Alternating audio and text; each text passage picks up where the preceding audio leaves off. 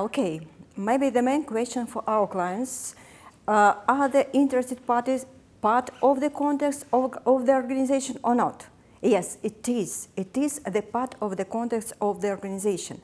But it is up to organization to assess and to make a decision whether it is applicable or relevant to the scope and the context of the organization or not. And the new version of standards purely state that it is their position to identify, but it is both input for organization and for the certification body to assess is it correctly done or not.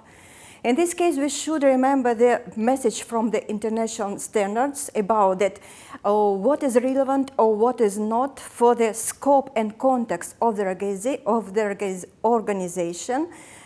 Constantly produce the ability to produce goods and services that meet clients' requirements and services and to enhance their customers' satisfaction. And don't go beyond the scope of the international standards. From where could these requirements from interested parties come?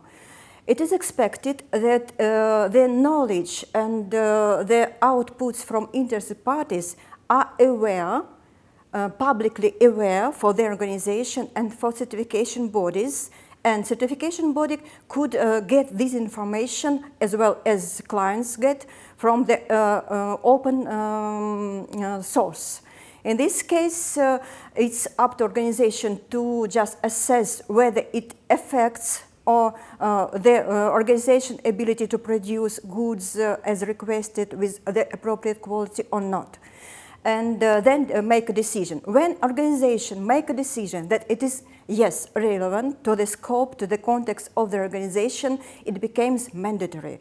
And it should be just go through the standard, and it is for the organization's management system design and both for the certification body to follow this design of the management system, to identify interested parties in clause 4.1, then to identify interested parties relevant to the management system in clause 4.2, then to create and to design and document and make available for the interested parties the scope of the organization with regard the context of the organization, and may just design the system in clause number 6.1 with risk-based approach, how to address these interested parties' interest throughout the management system, and how to assess the achievement of the tracking the